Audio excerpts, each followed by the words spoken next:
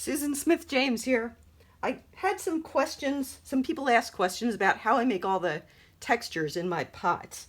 So I'm going to show you some different tools, some that I made, some that I found. This is just like a wiffle golf ball. And it makes kind of cool polka dots. Standard golf ball. It makes sort of a subtle texture, but it's sort of leathery looking. Or kind of, it reminds me of the outside of a basketball. Now, these are ones I made. This is probably one of my favorites. It's got big holes and little holes in it.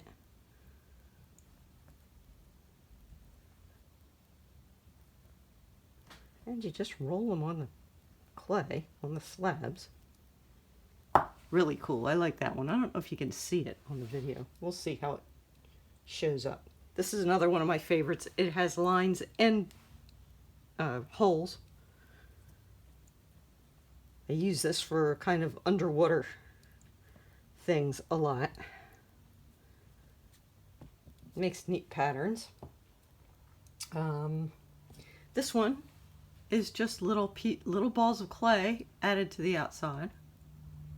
It's a little small. I wish it was a little bigger, but it makes good patterns.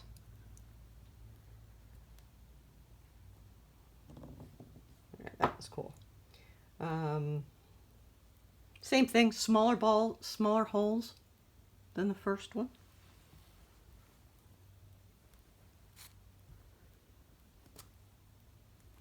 Cool scale textures.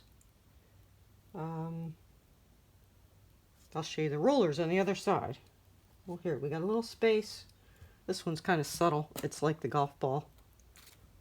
It's just a little subtle texture. Anyway, there's some fun.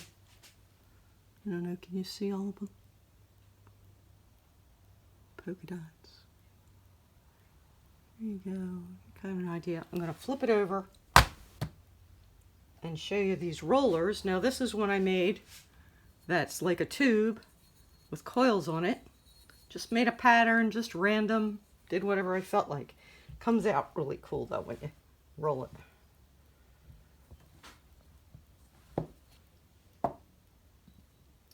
And then this is just lines carved into a, I don't know, French bread roll shape. I did it that way because you can turn them. You can curve them around.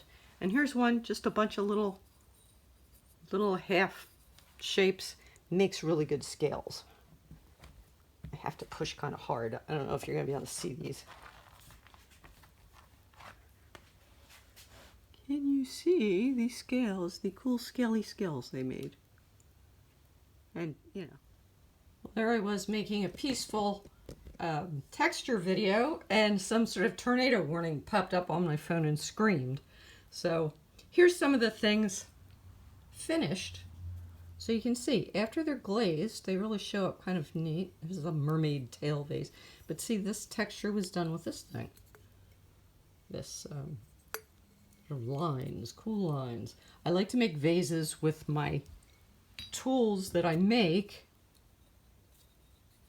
because it gives me a chance to try them out before I do it on a big piece. I'll show you a big piece that I did this. This is the roller. Here's the roller. There's the cool scaly things. You know, remember when you make them, you get, this is like the negative and this is the positive. It's kind of cool. This is an egg box. It opens up. This is an egg box I made with this roller.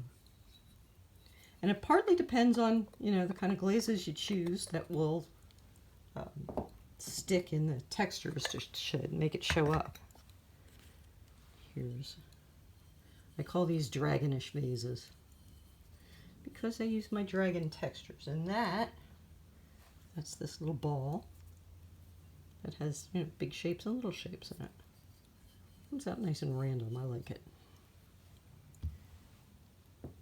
And here, this is an incense burner. Put the incense down here. and the smoke comes out the top. They're really cool. But here's the, let's see, this is the small one that made that texture. And the cool teeth. Very cool. And I will try spinning around without making everyone dizzy. There you go. This, it's on a turntable so I can show you, is the in white. It's the, what do you call it? This one. This roller with scales, kind of big scales. In white. It's a big piece.